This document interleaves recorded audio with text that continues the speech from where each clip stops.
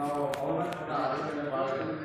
ಹಾಗೆಯೇ ಇವತ್ತು ಅನೇಕ ಜನರಿಗೆ ನೋಡ್ರಿ, ಇವತ್ತು ನಾನು ಇವತ್ತೇ ನೋಡ್ತಾ ಇರೋದು ಬಹಳ ದಿನ ನಮ್ಮ ಇಷ್ಟರಲ್ಲಿ ಹರಿಲಾ ಪ್ರವಾಹಗಳು ಒಬ್ಬರು ಬಿಟ್ಟರೆ, ಶಾಂತನಾಯಕನ ಒಬ್ಬರು ಬಿಟ್ಟರೆ ಉಳಿದಂಥ ಎಲ್ಲ ಹೊಸರಿಗೆ ದುಡಿತೀವಿ. ಪ್ರಶಸ್ತಿಗಳನ್ನು ನಾವು ಯಾರು ದುಡಿತೀವಿ ನಮ್ಮ ಮೀಸಿ ಅಜ್ಜ ಕೊಟ್ಟಿ ಹಾಕೊಂಡು ಎಲ್ಲ ಮಿಟ್ಟು ಮುಖ್ಯ ಆದರೆ ಅವ್ರಿಗೆ ಪ್ರಶಸ್ತಿ ಸಿಗ್ತದೆ ಅಂತ ನಾವೆಲ್ಲ ಖುಷಿ ಪಡ್ತೀವಿ.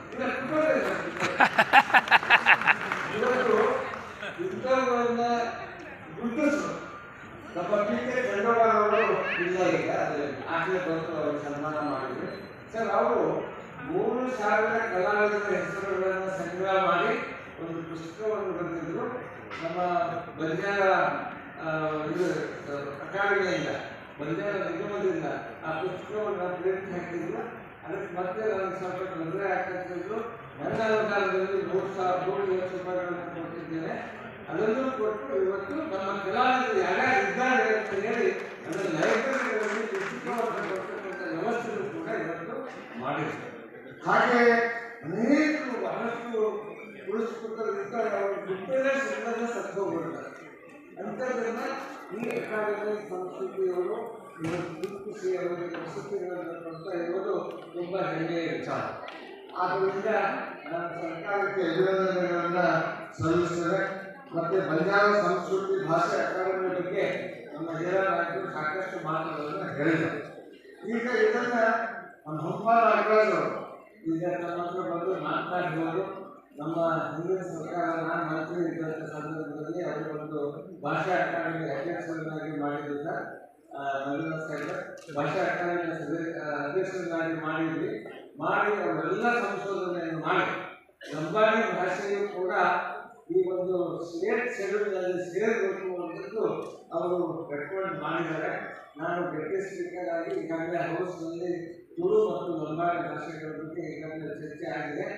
ನಿನ್ನೆಗಳು ಕೂಡ ನಮ್ಮ ಇವತ್ತು ಅದು ಋತುವಾಗಿದ್ದು ಇವತ್ತು ಗರ್ಭ ಇತ್ತು. ಇವತ್ತು ಒಂದು ದಿವಸ ಎಲೆಕ್ಷನ್ ಇದ್ದಿದ್ದರಿಂದ 27ನೇ ತಾರೀಕು ಇದ್ದಿದ್ದರು 24ಕ್ಕೆ ಮುಕ್ತಾಯ ಮಾಡಿದ್ವಿ. ಮುಂದಿನ ಅಧಿವೇಶನದಲ್ಲಿ ಅದನ್ನು ತಗೊಂಡು ಬಂದು ಅದನ್ನು ಕೇಂದ್ರ ಸರ್ಕಾರಕ್ಕೆ ಶಿಫಾರಸು ಮಾಡತಕ್ಕಂಥ ಕೆಲಸವನ್ನು ನಾನು ಮಾಡ್ತೇನೆ ಅನ್ನೋ ಭರವಸೆಯನ್ನು ಕೂಡ ಕೊಟ್ಟು ನಮ್ಮ ಹಿಂದಿ ಭಾಷೆ ದೇವನಗರಿ ಭಾಷೆ ಅಂತ ಕರೆಸ್ಕೊಂಡು ಅದರಲ್ಲಿ ಈ ಒಂದು ಶೆಡ್ಯೂಲ್ ದೇಶದಲ್ಲಿ ಬಂದರೆ ಇಡೀ ದೇಶದಲ್ಲಿ ಏನು ಬಂಜಾರ ಭಾಷೆಯನ್ನು ಮಾತಾಡ್ತಾರೆ ಅವರೆಲ್ಲರಿಗೂ ಕೂಡ ಇದು ಅನುಕೂಲ ಆಗ್ತದೆ. ನಮ್ಮ ಭಾಷೆ ಮತ್ತು ಸಂಸ್ಕೃತಿ ಉಳಿತಾ ಇದೆ. ಆದ್ದರಿಂದ ಸನ್ಮಾನ್ಯ ಮುಖ್ಯಮಂತ್ರಿಗಳು ಸರ್ ಈ ಸಾರಿ ನಮ್ಮ ಬಜೆಟ್ನಲ್ಲಿ ಬಂಜಾರ ಅವರ ಕೊಡುಗೆ ಅವರ ನಡವಳಿಕೆಗಳ ಬಗ್ಗೆ ಒಂದು ವಿಶ್ವಕೋಶವನ್ನು ರಚನೆ ಮಾಡಬೇಕು ಅಂತ ಹೇಳಿ ಈಗಾಗಲೇ ಬಂದು ನಾವು ಕೂಡ ಇದ್ದೀವಿ. ಮುಂದಿನ ದಿನಗಳಲ್ಲಿ ನಾವು ಮತ್ತು ನೀವು ಎಲ್ಲರೂ ಸೇರಿ ಅದಕ್ಕೆ ಏನು ಬೇಕು ಖರ್ಚು ವೆಚ್ಚವನ್ನು ಎಲ್ಲವನ್ನು ಕೂಡ ಮಾಡ್ತಾರೆ. ಹಿರಾನಾಯಕರು ಮತ್ತು ನಮ್ಮ ವಿದ್ವಾಂಸರು ಬಹಳ ಜನ ಹರಿರಾಜ್ ಪವಾರ್ ಅವರಿಗೂ ಡಿ.ಬಿ. ನಾಯಕರಿಗೂ ಎಲ್ಲ ಹೇಳಿದ್ರು. ಅದನ್ನು ಬೆಳೆಸಿದರೆ ನಮ್ಮ ಅಕಾಡೆಮಿಯಿಂದ ಅದಕ್ಕೇನು ಬೇಕು ಅದೆಲ್ಲ ಹಣಕಾಸಿನ ವ್ಯವಸ್ಥೆಯನ್ನು ಸನ್ಮಾನ್ಯ ಮುಖ್ಯಮಂತ್ರಿಗಳು ಈಗಾಗಲೇ ಘೋಷಣೆ ಮಾಡಿದ್ದಾರೆ ಬಜೆಟ್ನಲ್ಲಿ.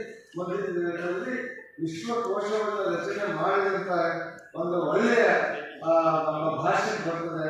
ಅಂಥದ್ದನ್ನು ಕೂಡ ಮುಂದಿನ